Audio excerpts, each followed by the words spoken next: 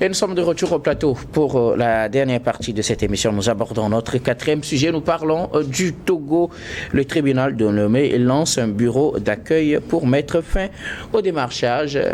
La situation, en tout cas, des tribunaux du Togo, ou du moins de la justice de façon générale, du moins les Togolais connaissent un peu cette situation où on se retrouve finalement avec plusieurs démarcheurs qui servent d'intermédiaires entre la justice ou les juges et les justiciables, et qui finalement, ces démarcheurs qui n'ont pas parfois de très bonnes intentions, profitent pour escroquer de l'argent aux justiciables. Face à ce constat, le tribunal de grande instance de Lomé a lancé ce lundi un bureau d'accueil, d'information et d'orientation des justiciables dénommé Bayoge, j'espère que je prononce bien, le Bayoge, qui permettra finalement d'accueillir les justiciables, de leur fournir des informations et éviter cette affaire de démarchage qui devient le chou gras de certains et qui en profite au dos des pauvres justiciables. Nous en parlons avec nos invités. Je commence par vous, Gabin Adjao. On vous a présenté d'ailleurs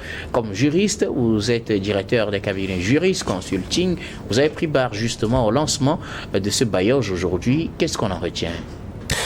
Oui, aujourd'hui, on a assisté au lancement du bureau. Du bureau d'orientation, d'accueil et d'information des justiciables aujourd'hui, sous la houlette du ministre Nam Tougli, qui a assisté notamment à ce lancement-là. Notons que c'est un projet qui a été porté dès son avènement au niveau du ministère de la Justice, garde des Sceaux, et ça rentre véritablement dans le cadre de la modernisation de la justice qui a été orchestrée par l'État sous l'entremise du chef de l'État, son Excellence Faure Zinana Singbe, depuis sa venue au pouvoir, appuyé par l'Union européenne. Donc du coup, aujourd'hui, il y a eu le lancement de ce bureau-là, après constatation le 5 août passé, par le ministre de la Justice des portes d'entrée, parce qu'il fallait commencer par là, pour voir si il y a des entrées qu'on peut fermer, pour permettre à ce que on ait des yeux sur ceux-là qui fréquentent la justice, ceux-là qui viennent pour faire un travail, ou bien ceux qui sont des démarcheurs, parce que n'oubliez pas que au sein de la justice, les démarcheurs se connaissent et les juges connaissent aussi les démarcheurs. Donc, comme la nature a horreur du vide, ces démarcheurs-là se servent de bureaux d'accueil et d'orientation, effectivement, des justiciables qui viennent souvent pour demander des services de justice. Donc, aujourd'hui, on a eu à lancer ce bureau pour accompagner le public, pour aider désormais les justiciables à pouvoir trouver solution à leurs problèmes.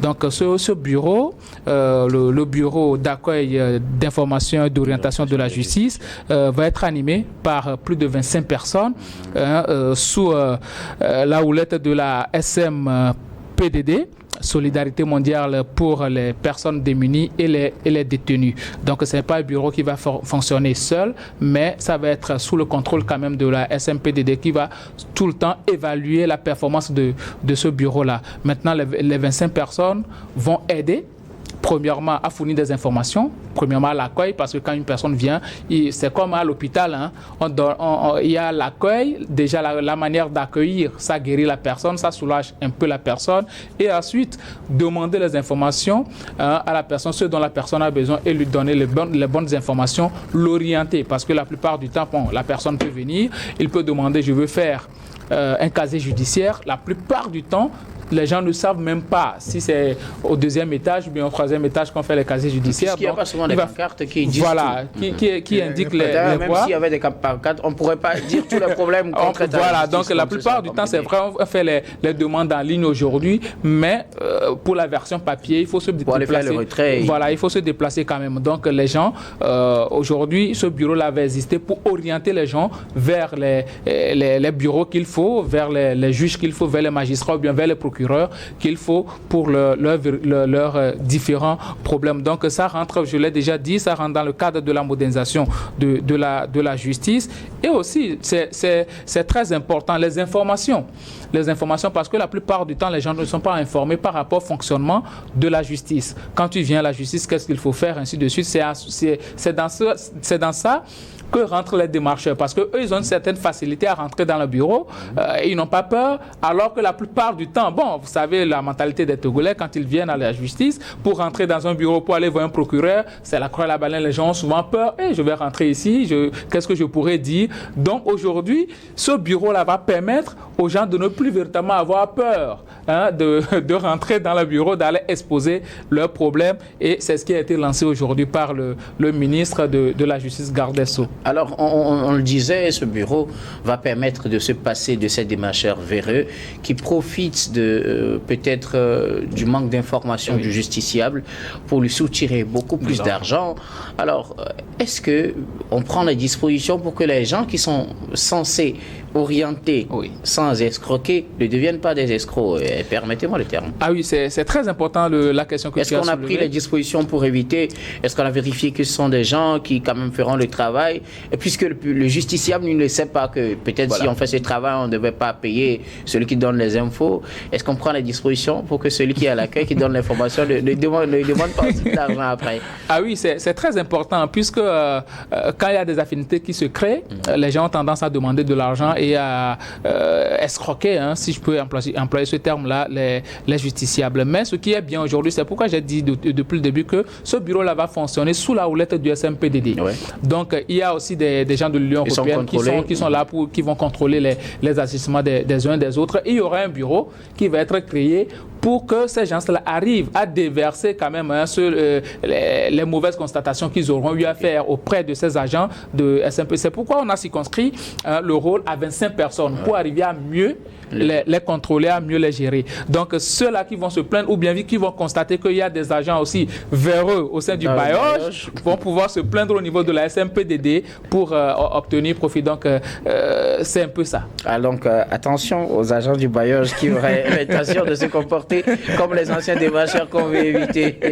Alors, Fiaclou Adangoulenou, notre justice a lancé ce lundi au tribunal de grande instance de Lomé ce bureau qui a pour objectif d'accueillir, d'informer et d'orienter les justiciables afin qu'ils puissent se passer des démarcheurs véreux. Oui, tout le monde a constaté qu'au tribunal de Lomé et ailleurs, il y a des démarcheurs. Dans tous les palais de justice. Dans tous les palais de justice, disons, il y a les démarcheurs qui travaillent au profit des juges qui, des fois, ne font pas le transport pour aller constater les réalités sur le terrain. Et c'est à travers ces intermédiaires appelés démarcheurs que les choses se font et se défont. Mais en conclusion, on a constaté que plus de la majorité est en difficulté parce que les décisions de justice ne répondent pas valablement aux réalités. Bon, la mise en place de ces structures est venue à point nommé parce que l'Union européenne a beaucoup investi pour la modernisation de la justice avec la formation des agents pénitentiaires. Et après plus de 10 ans après, plus de 15 ans après, ils ont constaté qu'il y a des choses à régler. Et c'est pourquoi la mise en place de ces bureaux est une bonne nouvelle au profit de la population. Comme l'a dit M. Gabin, c'est vrai, quand les problèmes arrivent, il y a des citoyens qui disent « Oh, moi je vais aller à la justice, je vais faire comme... » Voilà les occasions qui sont actuellement à la disposition de la population. Et c'est la sensibilisation qui fera que l'adhésion populaire sera rentrée en jeu, afin que cette initiative soit une réussite. Est-ce que de votre observation, cela permet de résoudre une partie du problème que dénonçait Abdoulaye Yaya, le président de la Cour suprême, quand il parlait de l'appareil judiciaire et de tout ce qui se faisait par certains agents dans les palais de justice, au tribunal, surtout pour le cas de Lomé, au tribunal de grande instance? Oui, je pense que par mon intime conviction, ce problème de démarchage ne sera pas résolu ici et maintenant. Ça va prendre un peu du temps, compte tenu des réalités et de l'ampleur de ce phénomène que moi j'ai personnellement connu. Quoi qu'il en soit, il y a quand même maintenant un bureau où les gens peuvent s'orienter, les gens peuvent aller chercher les informations et éviter peut-être un peu de tomber dans les mailles des démarcheurs, Adam. Non, je ne crois pas que l'instauration de ce bureau-là soit une nouveauté dans notre machine judiciaire. Bien avant ce bureau, nous avions connu également des bureaux. Je pense qu'il y avait un projet où il y avait également des volontaires qui étaient mis là-bas. Je pense que ça s'appelle la maison de justice, quelque chose comme ça, qui était là et ça ne date pas. Mais bien avant ça, en tout cas, il y a plusieurs projets qui ont permis d'instaurer quelque chose de pareil, seulement on recycle, on amène d'autres noms, etc. Donc je pense que c'est une profession.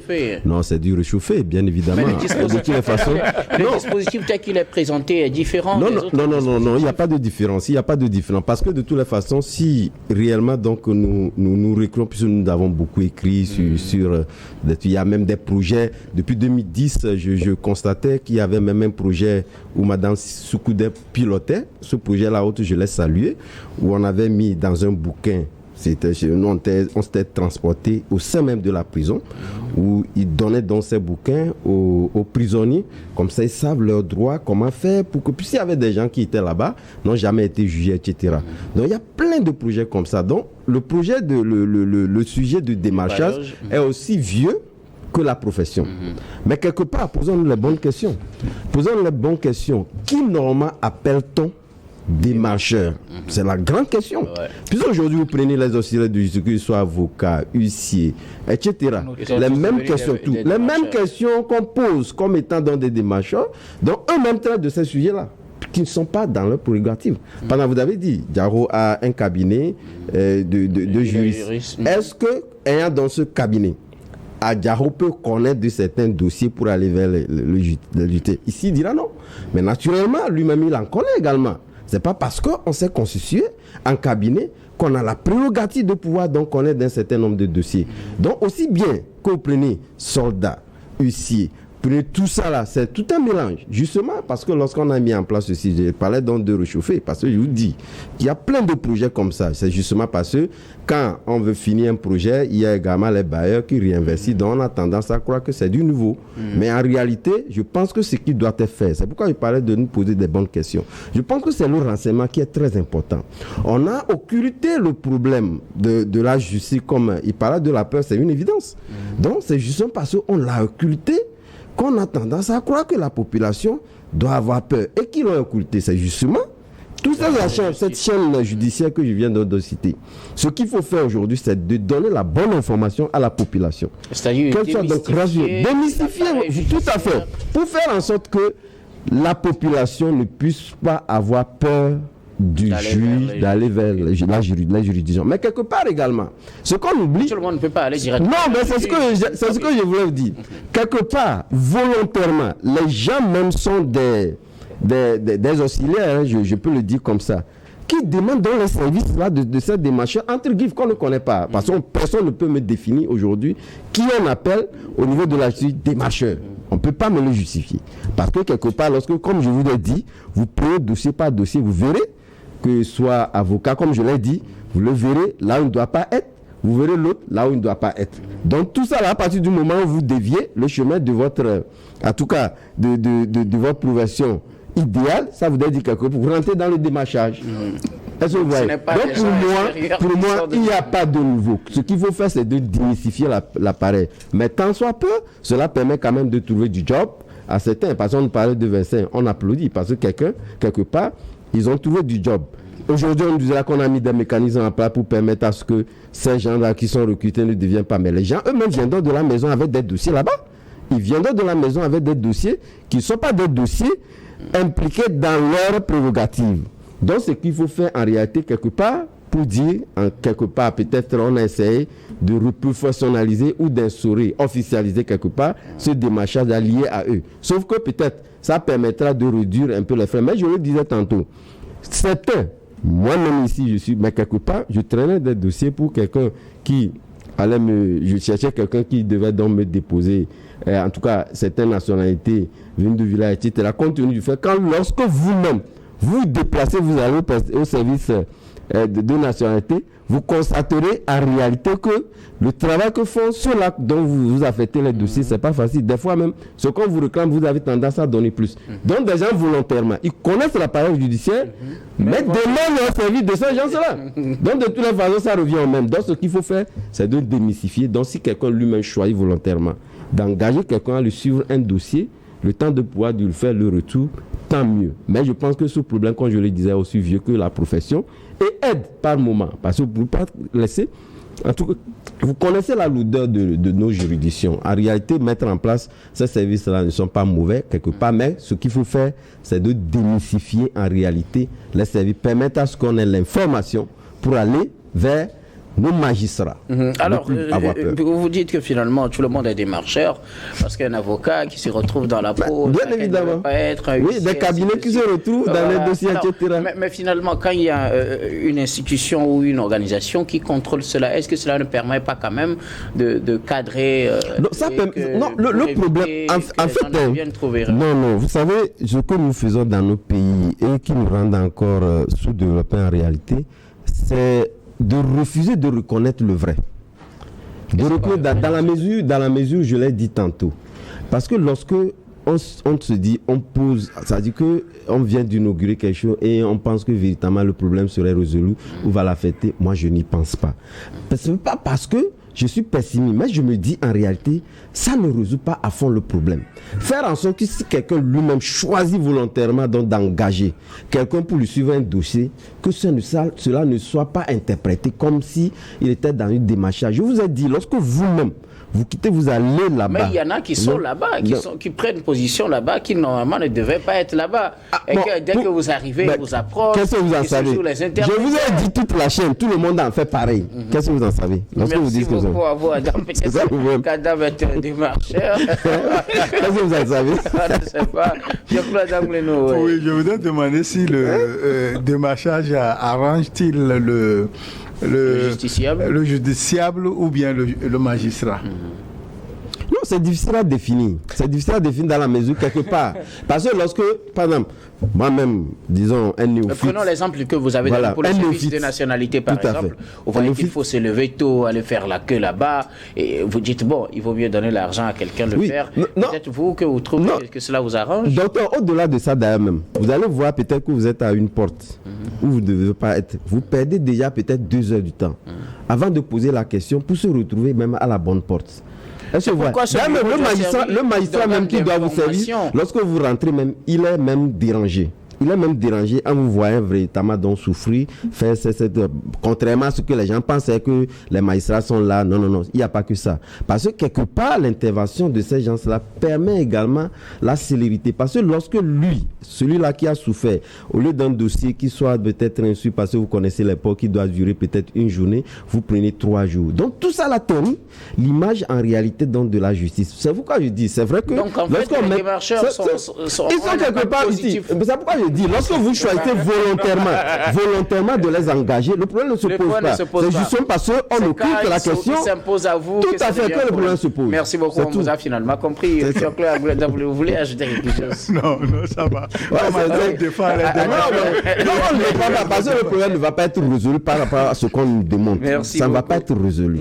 Oui, je comprends ce que Adam est en train de dire. Il est assez pessimiste, mais moi, je le comprends très bien parce que par rapport à certaines expériences du passé, il est en train de faire son analyse, mais vous savez, nous ne devons pas avoir peur du changement. On ne doit pas avoir peur des réformes. Et ce qui a été fait aujourd'hui, le lancement qui a été fait aujourd'hui, c'est quelque chose de très sérieux. C'est pourquoi on a mis ce bureau-là en place. Ce que les démarcheurs faisaient avant, aujourd'hui, il y a un bureau qui a été institutionnalisé, qui va le faire, qui ne va pas prendre de l'argent. Les maisons de justice n'avaient pas fait le même travail. Mais aujourd'hui, les maisons de justice... Le problème, s'il vous plaît, on ne va pas tous répondre. Je vais revenir sur le problème avec les maisons, avant de revenir à la question de maisons de justice d'Adam Adjronou, aujourd'hui à la justice, ce que tu faisais à 2000 francs, tu donnais 2000 francs à quelqu'un pour te faire un certain nombre de démarches. Aujourd'hui, il y a des agents qui sont là, qui vont faire ça gratuitement, 0 francs. Dites-nous clairement. C'est ce qu'on veut savoir. Donnez-nous l'information. Ce que je veux savoir,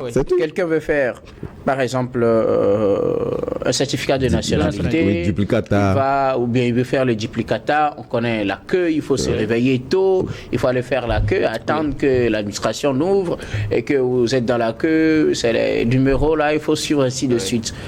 Pratiquement, il perd une journée là-bas. D'accord? Non. Et c'est un exemple que je donne. Maintenant, pour éviter cela, le monsieur, il voit un agent, il voit un démarcheur qui lui donne de l'argent, il dit, oh, comme vous êtes ici, gérez mon dossier. Je gagne une journée, je vous donne de l'argent. Maintenant, il y a les agents qui sont là, les agents du baillage. Est-ce qu'ils vont, par exemple, pour les services de nationalité, ils vont le faire et on leur donne l'argent, on leur donne le dossier et puis ils vont s'en occuper et on ne donne rien. C'est en fait ces informations que je veux avoir. Guillaume, je vais te dire quelque chose et je vais être très clair. Qu'est-ce qui se passe au niveau du service de nationalité?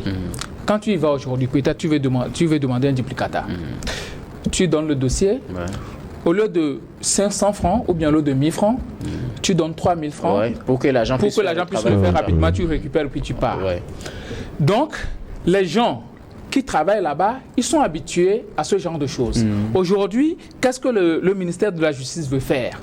Ce que ces gens-là faisaient en temps normal et prenaient 3000 francs pour quelque chose de 1000 francs, pour quelque chose de 1000 francs, aujourd'hui, ils seront obligés de faire ça avec célérité, dans le même délai, mais en percevant les mêmes fois, c'est-à-dire les 1000 francs. Et ils seront payés par l'État. Et ils seront payés par l'État. Oui, c'est justement l'information qu'on veut avoir. Voilà. Ils vont faire le même travail, mais ce n'est plus le justiciable qui les paye. Voilà, ce n'est plus le justiciable qui les paye. Parce que le travail, entre-temps, avec les démarcheurs, c'est que le démarcheur, lui, il vient, il prend le dossier, il passe pas des voies de contournement, il ne passe pas par des manières légales, il passe pas des voies de contournement. Il sera obligé de faire la même que vous. Il rentre même dans le bureau de celui-là qui est en train de travailler et puis il glisse le dossier, il donne l'argent. C'est de complicité. Comme c'est 3000 francs, toi vous donnez 2000 francs à l'État. Tout à fait. Les 1000 francs, les 2000 francs se les partagent 1000 francs. Donc c'est ce qu'il faisait. Mais aujourd'hui, avec les 1000 francs, quand tu obtenais ton duplicata en 3 heures de temps, aujourd'hui tu y vas, tu donnes les 1000 francs, tu attends, on te donne ton duplicata dans les 3 heures de temps, mais en monnaie juste les 1000 francs. C'est ce que la justice veut faire aujourd'hui. C'est vrai que ça ne va pas aller du jour, ça ne va pas se faire du jour au lendemain, puisqu'on est habitué à un certain nombre de choses. Mais je pense qu'avec le temps, avec la durée, je pense que ça va pouvoir aller. Oui, malheureusement, nous arrivons pratiquement à la fin. Rapidement, on est dans les temps de ce que je voulais dire, en réalité, je posais cette question ici même en disant, quelle est cette jeunesse-là où il y a l'argent, c'est là où on oriente. Ce qu'il faut faire aujourd'hui, c'est de faire en sorte que nous ayons une jeunesse intègre qui puisse véritablement donc faire un travail. Parce que ceux-là, je ne pense pas qu'on lui donne l'argent et qu'ils vont refuser. Merci beaucoup à vous. Nous arrivons à la fin de ce numéro. On va rapidement faire notre dernier tour de table. Ce sera pour vos mots de fin sur un sujet de votre choix. Je commence par vous, Jari Fioclo. Oui, notre équipe nationale, les épreuviers, joue contre l'Algérie. Je souhaite que notre équipe nationale fasse tout et tout pour gagner. Merci. Afin qu'on puisse aller à la CAN. Merci beaucoup à vous, Fioclo Adangbleno. Vous êtes journaliste, directeur de publication du journal L'Enquêteur. Merci d'être passé sur ce plateau. Merci de m'avoir invité. Gabriel Adjaro, vous je profite de mes mots de fin pour répondre à la question d'Adam par rapport à la maison de justice. Vous savez, le problème de la maison de justice, c'est qu'il n'y a pas eu assez de divulgation par rapport à ces maisons-là qui ont été créées pour pouvoir aider la population. Parce qu'aujourd'hui, les maisons de justice, ça se rapproche beaucoup plus de la population. Donc, je pense que le ministre Namtougli est en train de faire un travail de fond pour pouvoir créer beaucoup plus de maisons de justice aussi, qui soient proches de la population, mais aussi permettre à ce qu'il y ait beaucoup plus d'informations autour pour que les justiciables puissent s'approcher de ces maisons-là et s'enquérir des informations nécessaires. Merci beaucoup à vous, Gabin Adjaro. Vous êtes juriste, directeur d'un cabinet juriste consulting. Merci d'être passé sur ce plateau. Merci, docteur. Adam Adjaro, nouveau mot de fin rapidement. Oui, bon, mais mot de fin, c'est vrai, c'est le moment de féliciter le ministre de la Justice parce que je l'ai vu à l'œuvre. J'ai vu ce qui s'est fait.